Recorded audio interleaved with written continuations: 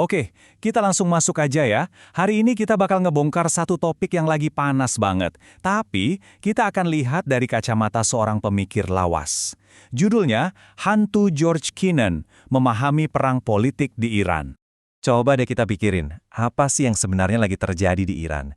Kalau kita lihat berita kan, isinya protes, kerusuhan, terus pemerintahnya ngerespon keras.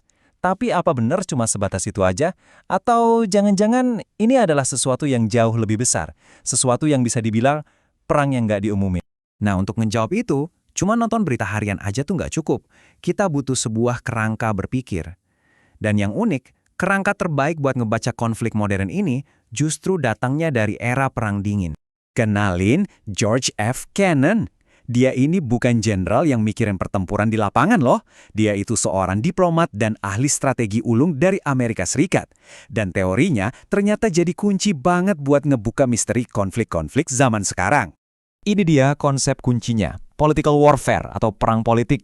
Gini deh, gampangnya bayangin sebuah negara pakai semua senjatanya, diplomasi, ekonomi, informasi, pokoknya apa aja, tapi tanpa perang militer terbuka. Tujuannya? Buat bikin lawannya jadi lemah, runtuh, atau berubah dari dalam. Jadi intinya gini, lupain dulu deh bayangan kita soal perang yang isinya cuma bom sama tentara. Di perang politik, medan perangnya itu beda.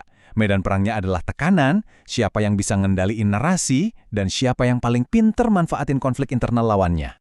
Oke, sekarang kita udah pegang konsepnya. Yuk kita bedah bareng-bareng gimana teori ini bekerja kalau kita teropong langsung ke kasus Iran. Inilah anatominya. Kerangka dari Kennan ini bisa kita pecah jadi 4 langkah simpel. Pertama, harus ada dulu masalah beneran di dalam negeri. Ini ibarat bahan bakarnya. Kedua, pihak luar ngelihat ini sebagai peluang, terus mereka nyiram bensin. Ketiga, mereka mancing-mancing supaya negara target bereaksi berlebihan, bikin kesalahan fatal. Dan terakhir, kepercayaan ke negara itu hancur, baik di mata warganya sendiri maupun di mata dunia. Nah, disinilah letak kejeniusan Kennan. Perang politik itu nggak perlu nyiptain api dari nol, cukup tunggu aja sampai ada percikan. Contohnya demo di Iran, itu kan lahir dari masalah internal yang beneran ada, ekonomi, sosial, politik. Inilah yang dia sebut sebagai bahan mentah strategis. Ini penting banget buat dipahami. Kalau perang biasa itu targetnya pangkalan militer atau tank. Di perang politik, target utamanya adalah legitimasi.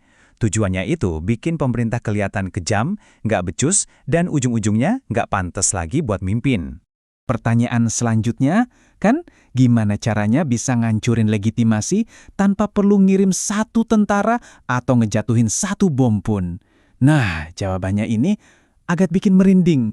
Dan inilah jawaban dingin dari Kennan. Cara paling efektifnya, ciptakan sebuah situasi di mana lawan dengan tangannya sendiri melakukan hal-hal yang ngancurin citranya. Jadi, kita nggak perlu nyerang mereka. Cukup biarin aja mereka ngancurin diri sendiri. Jadi, tujuannya itu bukan buat mimpin revolusi, tapi buat manas-manasin situasi, memprovokasi bentrokan. Nah, pas negara ngerespons demo pakai kekerasan, penangkapan massal, atau bahkan peluru, di saat itulah, tanpa sadar, mereka lagi ngerjain tugas buat musuh-musuhnya. Ini ngebawa kita ke elemen berikutnya yang krusial banget. Kalau perangnya soal legitimasi, ya berarti senjata utamanya adalah narasi. Cerita yang beredar bisa jadi lebih penting daripada fakta yang sebenarnya terjadi di lapangan. Coba deh bayangin, dunia luar itu nggak bakal repot-repot investigasi siapa yang lempar batu pertama. Yang mereka lihat dan yang mereka ingat itu ya gambar terakhir yang viral. Aparat bersenjata lengkap berhadapan sama warga sipil. Dan narasi visual kayak gitu, wah kuat banget dampaknya. Disinilah peran aktor dari luar, misalnya Amerika Serikat. Jadi kelihatan jelas banget. Mereka nggak perlu kirim pasukan. Cukup dengan konsisten ngangkat isu HAM, ngecam kekerasan, ngasih tekanan diplomatik, dan akhirnya mengisolasi Iran, sambil melegitimasi sanksi ekonomi. Ini semua adalah senjata. Terus gimana dengan Israel? Di satu sisi mereka bilang nggak mau perang terbuka, tapi di sisi lain tekanannya jalan terus. Logikanya simpel banget sih, perang terbuka itu mahal, resikonya gede dan hasilnya belum tentu sesuai harapan. Ngapain ambil resiko itu kalau Iran bisa dilemahkan dari dalam lewat perang politik yang biayanya jauh lebih murah dan efisien? Ini persis kayak yang dibilang Kennan, bikin musuh sibuk madamin api di dalam rumahnya sendiri. Bikin mereka terkuras energinya, ekonominya, politiknya, cuma buat ngurusin masalah internal. Sampai-sampai mereka nggak punya kekuatan lagi buat jadi ancaman di luar. Oke, kita sampai di bagian akhir nih. Di sini kita bakal coba tarik kesimpulan paling penting dari semua ini. Apa sih sifat sebenarnya dari konflik yang lagi kita lihat ini? Nah, bagian ini mungkin yang paling tricky buat dipahami. Ini tuh bukan kayak ada konspirasi besar di mana semua orang kumpul di satu ruangan rahasia buat bikin rencana. Bukan gitu. Ini lebih ke konvergensi kepentingan.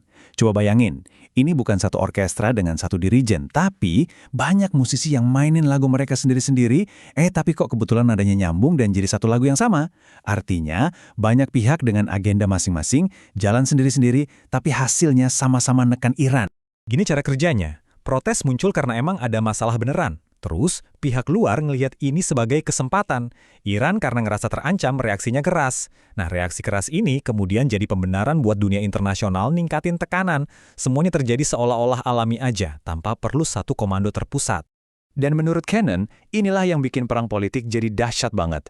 Ketika sebuah negara ngerasa diserang dari segala penjuru, ekonomi, diplomasi, kerusuhan internal, susah banget buat mereka nunjuk satu musuh dan bilang, ini semua gara-gara kamu. Serangannya datang dari mana-mana dan gak kelihatan wujudnya. Jadi kesimpulannya begini. Iran hari ini mungkin nggak lagi ada di perang militer konvensional. Tapi jangan salah, mereka sedang menghadapi sebuah perang politik total, di mana medan tempur utamanya adalah legitimasi dan narasi, baik di mata rakyatnya sendiri maupun di mata dunia. Oke, setelah semua penjelasan tadi, apa sih satu hal paling penting yang harus kita bawa pulang dari pemikiran George Kennan yang seolah-olah bangkit lagi buat ngejelasin dunia kita hari ini? Dan inilah pelajaran terbesarnya. Perang yang paling bahaya itu ternyata bukan yang dimulai dengan deklarasi dan invasi besar-besaran, tapi perang yang datang diam-diam, yang nggak pernah diumumkan, yang bisa bikin sebuah negara runtuh dari dalam tanpa perlu ada satu pun tembakan dari luar.